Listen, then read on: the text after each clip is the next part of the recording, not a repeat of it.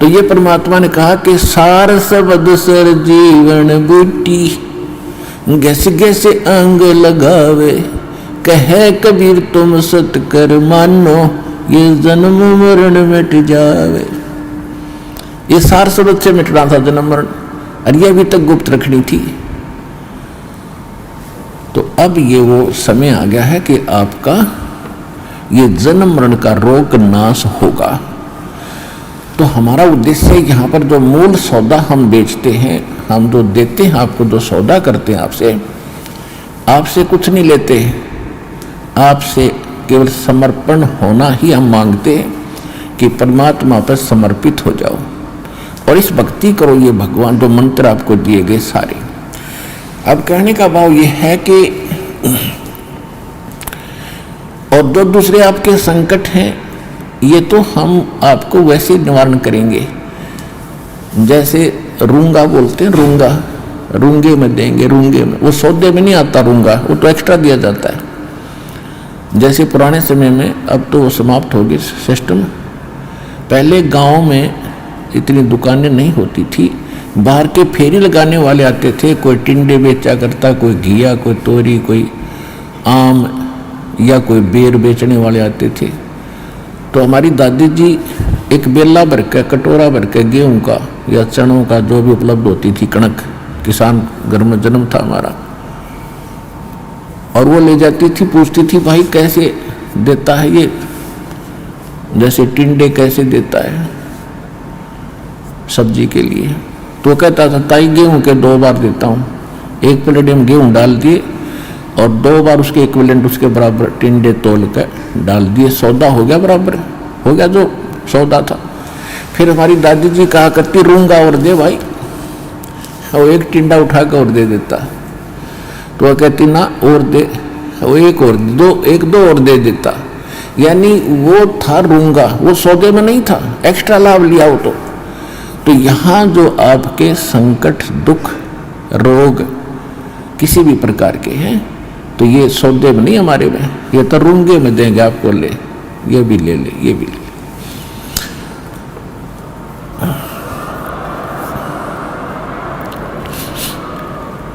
और पुण्यात्मा दास बार बार कहता है ये एक डूब बाट के गीत नहीं है, ये उस समर्थ की महिमा है, उस समर्थ का ज्ञान है, उसके दिए हुए विधि भक्ति मंत्र हैं। इनसे वही लाभ होगा जो दास बता रहा है, भगवान ने बताया है।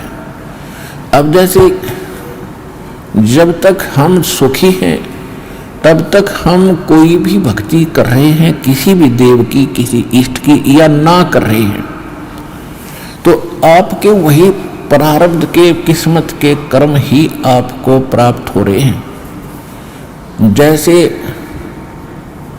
किसी ने इन्वर्टर की बैटरी चार्ज कर रखी है, वह फुल हो ली और फिर चार्जर लगाया नहीं, तो वह फिर भी काम कर रही है, चार्जर हटा रखा है, चार्जर है ही नहीं आसपास भी, और ना चार्ज लगाने की कोई बिजली उपलब्ध है, तो फिर भी वो चल रही है, खूब काम कर रही है, पंखे भी, लाइट भी खूब चल रही है।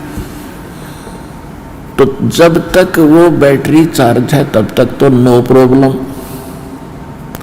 और जब वो बैटरी होगी डिस्चार्ज, फिर प्रॉब्लम, नथिंग एल्स।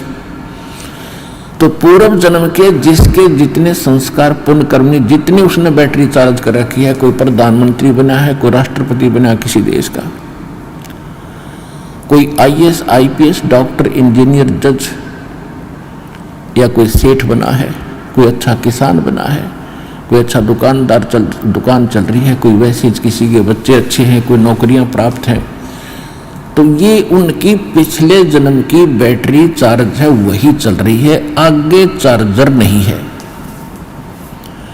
और जब आगे चार्जर नहीं है तो वो बैटरी जब तक पूर्व जन्म की चलेगी, फिर कैर टूटने लगेंगे, जब दुख शुरू होंगे वो खत्म हो जाएगी, पुण्य खत्म हो जाएगी। हमारे जीवन में पुण्य और पाप दोनों साथ हैं।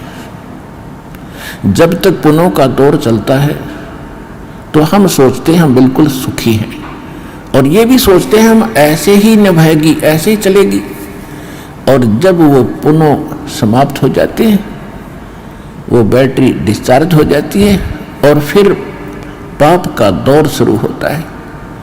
फिर हम भटकने लगते हैं, क्योंकि जो पूजाएं आप कर रहे थे उनसे तो राहत मिली ही नहीं, उनके करते करते ये दुख और संकट आ गए आप पर। तो तब आपको उन पूजाओं में अविश्वास हो गया जो आप पहले कर रहे थे। फिर आपको किसी ने बताया कि उस मंदिर में मत्था टेकने से लाभ होता, आप फिर वहां जाते हो। किसी ने आपको बताया कि वैष्णो देवी जाओगे, वहां पहुंचोगे तो आपको बड़ा लाभ मिलेगा, आप वहां पहुंच गए। यानी वो जो साधना पहले कर रहे थे वो छोड़ दी। फिर आपको किसी ने बताया बालाजी जाइए, आप फिर वहां जाते हो। तो कहने का भाव ये है कि जब आपके पाप कर्म का दौर शुरू हुआ और जिन साधनाओं को करके आप निश्चिंत बैठे थे हम बिल्कुल सुखी हैं, तो उन्होंने आपका साथ नहीं दिया, क्योंकि वो साथ पहले भी नहीं देने वाली थी। उस समय आपको कोई कहता कि साधना कर रही है ठीक नहीं है, आपको लाभ नहीं मिलेगा, तो आपको कभी विश्वास नहीं होता, न आप मानते हो। और फिर जब संकट आते हैं फिर आप सभी मान जाते हो। तो कहने का भाव ये है दास का कि आज आप यहां जो आए हैं, आपके पूर्व जन्म के संस्कार व बैटरी कति खत्म हो ली। अब हम देंगे चार्जर उस परम पिता की पावर के लगाने का, ये भक्ति विधि।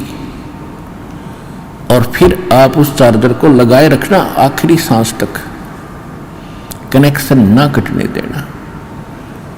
तो आप इस जीवन में सुखी रहोगे और सतलोक चले जाओगे, आपकी भक्ति बहुत बढ़ जाएगी, आपके संकट भी नाश होंगे।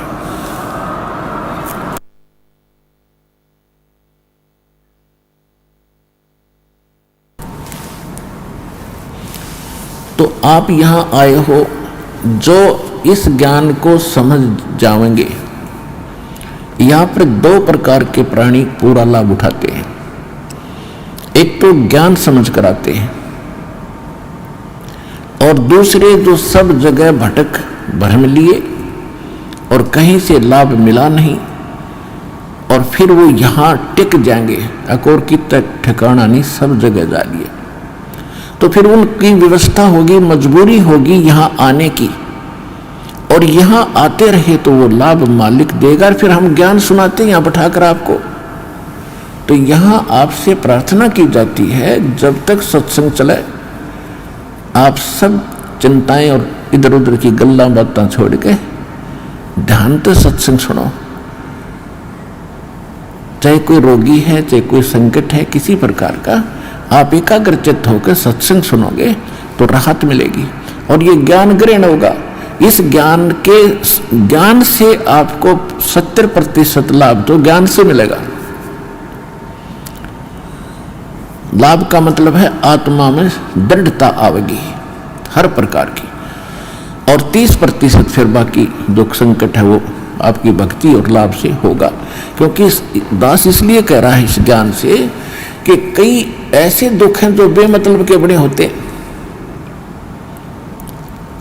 अब कबीर साहब कहते हैं, कबीर मैं तो जब डरूं ये मेरे ही संग हो, भाई मौत बुढ़ापा आपदा ये सब काहू को हो।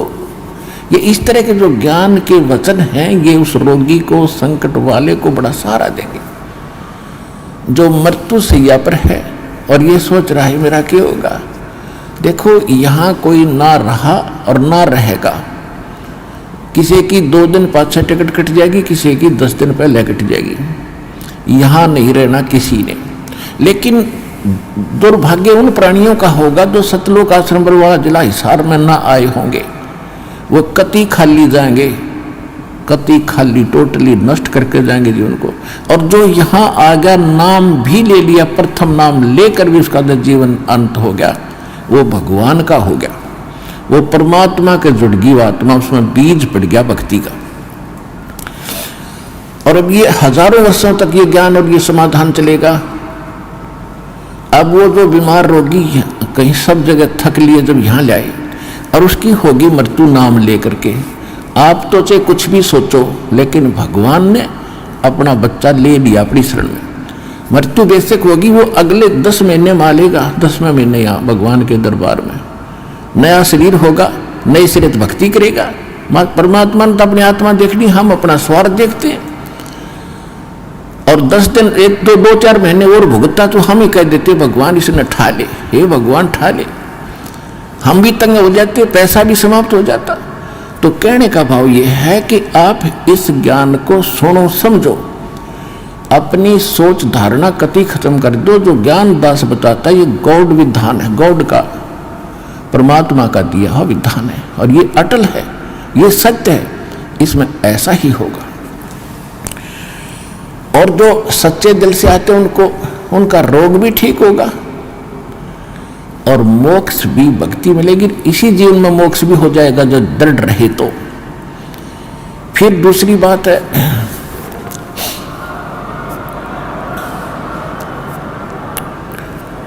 इसके अतिरिक्त और भी बहुत सी, क्योंकि ये विधान है भगवान का, और आप हो बच्चे पहली कक्षा, दूसरी, तीसरी के। अब जैसे कानून की किताब को तीसरी, चौथी कक्षा का बालक कैसे समझ पाएगा?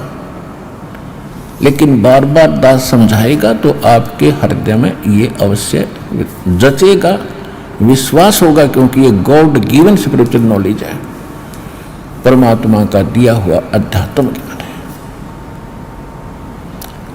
तो जब आप यहाँ आ गए और सच्चे दिल से भक्ति करने लग गए, तो जितने भी सांस इस सिमरन में आपके गए और वो आपके गुड अकाउंट में है, और बाकी का जो समय आपने चाहे राष्ट्रपति बनकर व्यतीत कर दिया वो व्यर्थ बताया है। तो यहाँ आने वाले जितने भी भक्त हैं, चाहे रोगी हैं, तो किसी प्रकार का उनको संकट है, तो उनके लिए वो दुख वरदान बन गया। वो भगवान से मिलेंगे, उनका जीवन सफल होगा, उनके सब दुख दूर होंगे और भगवान के विमान में बैठकर सतलोक जाएंगे। ये लिखवा लो मेरे पे।